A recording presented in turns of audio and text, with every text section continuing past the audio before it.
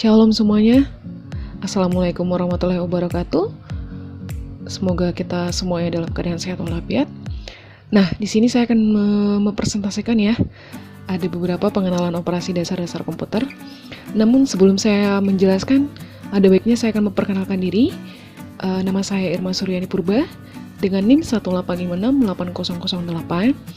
Nah, kali ini saya akan menjelaskan apa itu pengenalan operasi dasar-dasar komputer. Nah, di sini saya akan menjelaskan apa itu definisi komputer. Komputer adalah suatu alat elektronik yang dapat membantu manusia untuk menerima, memproses data, menyimpan data, dan menghasilkan informasi yang dibutuhkan. Nah, untuk mengaktifkan komputer dibutuhkan 3 komponen, yaitu 1. Brainware adalah pengguna komputer atau user. Yang kedua, ada hardware. Hardware adalah perangkat keras yang terdiri dari CPU, monitor, keyboard, dan perangkat lainnya. Yang ketiga itu ada software. Software adalah program yang mendukung untuk operasional hardware. Selanjutnya, kita masuk ke proses kerja komputer. Di sini ada bagian mengenai bagaimana proses kerja komputer, yaitu dimulai dari user, maksud ke input. Nah, setelah dari input, dia akan masuk ke CPU. Nah, di CPU dia akan diolah menjadi hasilnya yaitu output.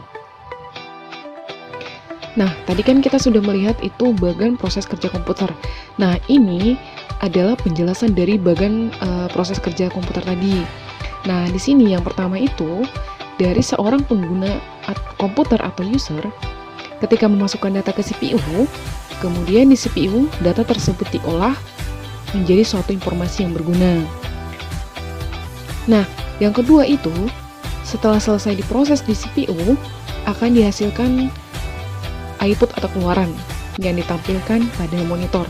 Nah, yang ketiga, itu ada output, dapat berupa cetakan apabila dicetak dengan menggunakan printer, dan berupa suara keluaran apabila dikeluarkan melalui speaker. Selanjutnya, kita akan masuk ke generasi komputer. Generasi pertama tahun 1946 sampai dengan 1959 disebut dengan mainframe. Komputer generasi ini memiliki ciri terbuat dari vakum tubes atau tabung hampa udara yang memiliki ukuran yang besar dan berat 30 ton. Kemampuan dan kecepatan dalam mengolah data itu lambat, dan penyimpanan memori sangat sedikit. Contoh pada komputer ENIAC. Pada generasi yang kedua, tahun 1959 sampai 1965 disebut dengan mini komputer. Ciri generasi ini adalah terbuat dari bahan semikonduktor yang disebut transistor. Bentuknya lebih kecil dan ringan. Pengolahan data cepat dan kapasitas penyimpanan sangat besar. Pada generasi yang ketiga, tahun 1965 sampai 1970 disebut dengan workstation. Komputer generasi ini menggunakan komponen yang lebih ringan dan kecil dari generasi sebelumnya, yaitu IC Integrated Circuit. Kapasitas penyimpanan memori sudah mencapai jutaan byte. Teknik pemrograman yang menggunakan multiprogramming, yaitu melaksanakan beberapa program dalam waktu yang bersamaan. Pada generasi yang keempat, tahun 1970, disebut personal komputer. Generasi ini menggunakan komponen dari VLSI, atau Very Large Scale Integrated, yang terdiri dari berbagai IC terpadu menjadi komponen yang sangat kecil, kapasitas penyimpanan besar, dengan proses yang cepat. Bahasa pemrogramannya dibuat dalam high level language. Pada generasi yang kelima, yaitu komputer generasi ini masih terus dikembangkan. Komponen utamanya adalah artificial intelligence atau kecerdasan buatan. Selanjutnya, kita akan masuk ke jenis-jenis perangkat lunak komputer. Jenis-jenis perangkat lunak komputer itu terdiri dari 6. 1. Komersial. Untuk software ini digunakan secara komersial alias berbayar. Contohnya, mungkin mulai dari software gratis hingga editing video, seperti Adobe dan Corel. Yang kedua itu ada freeware. Freeware ini dapat digunakan secara gratis dan dapat diakses oleh siapa saja. Contohnya aplikasi browser Mozilla maupun Chrome.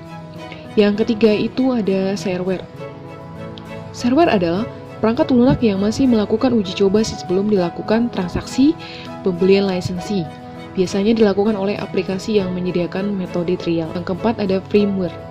Untuk software dengan jenis firmware ini, mungkin kita karena jarang sekali software atau aplikasi ini berhubungan langsung dengan memori. Yang kelima itu ada free software. Untuk free software sendiri adalah perangkat lunak yang tersebar secara bebas dan gratis. Dapat diakses tanpa adanya uji coba maupun harus berbayar. Nah, yang keenam itu ada open source. Untuk software dengan jenis open source ini dapat dikembangkan oleh siapapun, baik itu programmer perseorangan maupun komunitas. Selanjutnya, kita akan masuk ke jenis-jenis perangkat keras pada komputer. Nah, di sini saya akan menjelaskan beberapa perangkat keras pada komputer. Satu, ada CPU. CPU atau disebut dengan Central Processing Unit adalah pusat pengendali dan pemrosesan pada sebuah komputer yang mengatur semua instruksi program dan semua aktivitas yang dilakukan dalam komputer. Sehingga CPU biasa disebut ada motherboard atau mainboard. Mainboard adalah mah yang berguna sebagai tempat komponen elektronik yang saling terhubung yang memiliki chip BIOS, port, slot, dan jalur konektor sebagai penghubung dari masing-masing perangkat. Nah, yang ketiga itu ada monitor. Monitor adalah sebuah perangkat keluaran yang digunakan untuk mengeluarkan hasil pemrosesan yang dilakukan oleh komputer berupa informasi yang dibutuhkan oleh orang yang memakai komputer. Nah, lanjutannya itu nomor 4 ada keyboard. Keyboard adalah sebuah perangkat masukan yang digunakan untuk memasukkan data berupa huruf, angka, maupun simbol tertentu, serta melakukan perintah-perintah untuk menyimpan file dan membuka file. Keyboard disebut juga sebagai papan ketik pada komputer. Nah, yang kelima itu ada mouse. Mouse adalah sebuah perangkat masukan yang berguna sebagai penunjuk posisi kursor atau pointer pada layar monitor. Nah, yang keenam itu ada printer. Printer adalah perangkat keluaran yang digunakan untuk mencetak data seperti gambar atau foto, tulisan pada media kertas, dan tulisan pada media kertas. Sekian presentasi dari saya, semoga bermanfaat dan Shalom. Assalamualaikum warahmatullahi wabarakatuh.